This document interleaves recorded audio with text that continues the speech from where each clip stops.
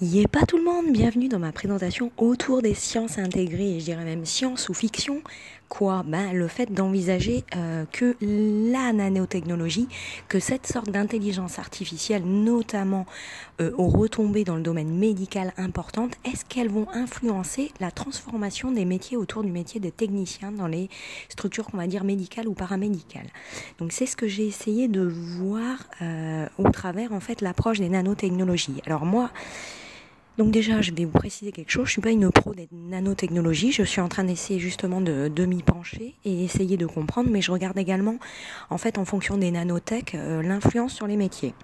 Donc voilà ce que j'en ai compris. Donc déjà, pour cette présentation, je vais vous dire en 2 petites minutes, un peu plus parce qu'à chaque fois je papote trop, mais voilà, je vais vous faire un petit résumé de qu'est-ce que les nanos, en quoi ça va agir et comment ça va influencer le domaine de la santé, et on va comprendre effectivement comment potentiellement il pourrait y avoir un impact sur la transformation des métiers humains manuels. Voilà, comment est-ce qu'il va y avoir l'intelligence artificielle qui va venir complètement substituer ou alors transformer ce métier. Allez, première partie, donc qu'est-ce que les nanotechnologies et en quoi ça va avoir un impact important sur le domaine de la santé.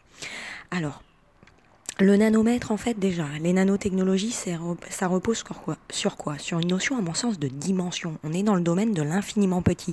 Le nanomètre, c'est 10 puissance moins 9 mètres.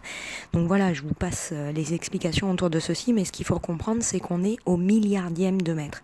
Donc on va pouvoir approcher la connaissance de la matière et donc du coup comprendre encore mieux l'homme et comprendre comment soigner les pathologies, voire même être capable de mettre en place des diagnostics d'identification beaucoup plus rapides. Avant, on utilisait les laboratoires, on mettait peut-être en évidence par exemple des virus ou des bactéries par culture cellulaire. Ça prenait plus ou moins de temps en fonction de certaines bactéries. Si vous êtes tech de labo, si on a des bactéries anaérobies, il faut 48 heures de culture, voire parfois un peu plus en fonction de la souche. Est-ce qu'on est en face Escherichia coli, Pseudomonas, etc., etc. Donc en fait, les bactéries poussent pas tout aussi vite, donc du coup on ne peut pas sortir des diagnostics rapides. Étude d'antibiothérapie, il faut 48 heures pour alors le médecin il a déjà traité le patient aux antibiotiques sans vraiment savoir ce qu'il avait. Donc les nanotech elles vont nous permettre d'anticiper et établir un diagnostic, et c'est là où vos fonctions risquent d'être touchées, et vous avez déjà dû un peu me comprendre. Donc les nanotech, elles vont permettre d'approcher de plus en plus l'infiniment petit. On va voir en fait dans cette synthèse en quoi vouloir voir l'infiniment petit par les nanotech, elles pourraient bouleverser nos vies dans beaucoup d'angles, dont l'angle que je traite aujourd'hui, c'est la transformation du métier. Mais on pourrait regarder sous beaucoup d'angles. Je vous invite à aller voir mes autres casts sur l'impact nanotech et évolution de la santé. Et voilà, le fait qu'on puisse pousser encore une fois de plus l'espérance de vie. Est-ce qu'on vise l'immortalité? Point d'interrogation. Est-ce qu'on va devenir supra-humain avec ces nanotêtes? Point d'interrogation. Science ou fiction? Il n'y est pas. Qui vivra verra. Non, pour être plus sérieuse, je n'en sais absolument rien et je me pose comme vous les mêmes questions, et peut-être que vous avez les éléments de réponse. Donc si vous êtes un spécialiste de l'intelligence artificielle et des nanotech, voilà, que vous travaillez dans un centre R&D ou voire même que vous êtes directeur de laboratoire d'analyse médicale, dites-nous un petit peu comment on vous a sensibilisé justement sur la transformation des cœurs de métier de votre labo. Voilà, qu'est-ce qui va devenir des salariés, techniciens et autres? Comment est-ce qu'on va pouvoir mettre en place une collaboration ou alors transformer totalement leur métier? Voilà, dites-nous ce qui va se passer, on aimerait comprendre. Moi, juste par curiosité. Allez, je reviens à ce paragraphe. Donc ouais, les nanotech, elles vont trouver des répercussions énormes dans le domaine de la santé, et on va faire des hommes, des supra-humains, voilà la promesse de demain, science ou fiction, voilà, nous n'aurons plus à prévoir d'aller mettre en place une concession pour notre décès, ou de mettre en place une SCI, une société civile immobilière pour léguer notre patrimoine à nos enfants, parce que de toute manière on va plus mourir, donc ça c'est cool. Bon allez, j'arrête, j'étais dans mon petit délire, je reviens, j'ai fait beaucoup trop de cast, j'ai le cerveau qui grille complet. Yep, ça craint. Alors je reviens à mon sujet, nanotech, IA, transformation du métier de technicien, notamment les tech paramédicaux et médicaux. Donc pourquoi ce métier il va changer? Parce que la matière est aujourd'hui accessible par les nanos. Donc c'est une vraie révolution qui est en train de s'engager et ça dépend d'où on se place et qui c'est qui regarde.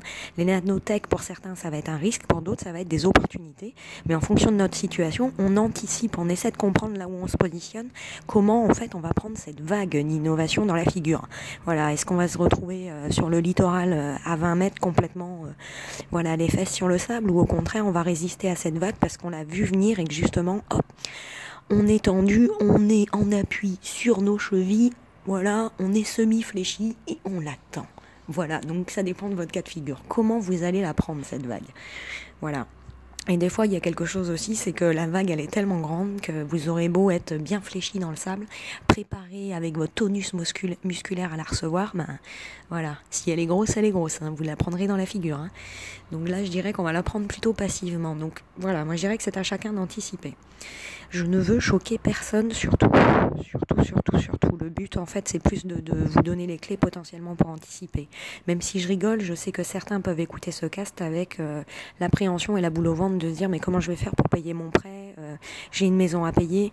Ce que je veux vous dire, c'est que rien ne sert de baisser les bras immédiatement, il y a toujours des solutions et plus vous anticiperez les solutions, plus vous saurez rebondir. Et je peux vous assurer que même quand on a l'impression d'être au fond du trou, qu'on ne trouvera pas de travail, qu'il est trop tard pour se transformer, etc., si, il y a toujours des solutions. En fait, des solutions, on en a tellement qu'en fait, on ne sait plus vers laquelle se diriger. Donc ça se prépare et il y a toujours des solutions de sortie. Et voyez la transformation avec un œil, on va dire, optimiste et non pas pessimiste. Voilà, il y a plein d'opportunités. Voilà, choisissez la vôtre.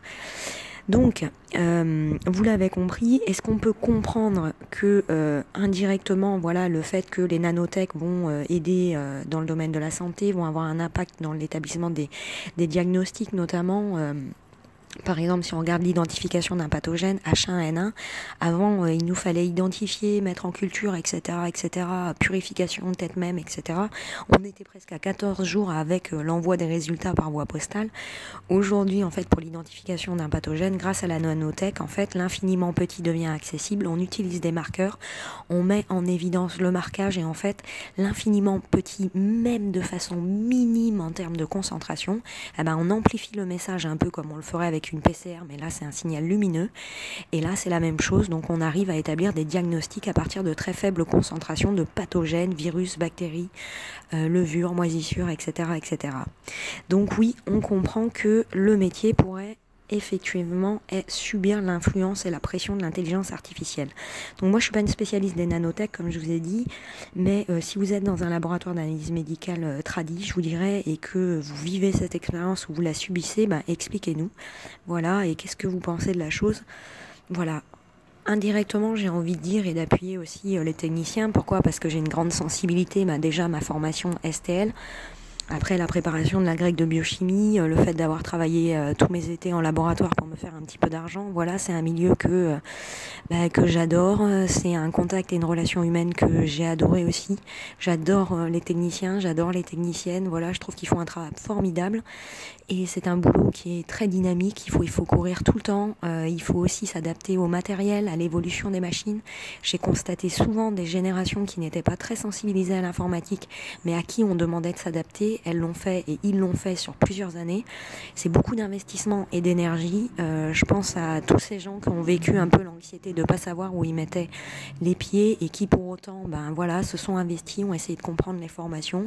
Ils sont restés assidus pendant plusieurs années, voilà, pour rester à la pointe de la performance. Donc aujourd'hui, la problématique qui arrive encore, c'est que ces gens-là, on va encore leur demander de se perfectionner et peut-être de travailler un peu plus profondément avec les outils d'intelligence artificielle.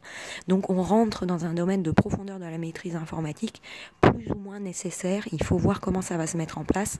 Si effectivement les outils d'intelligence artificielle des laboratoires mis en place dans les laboratoires pour regrouper toutes les fonctions, c'est-à-dire les automates.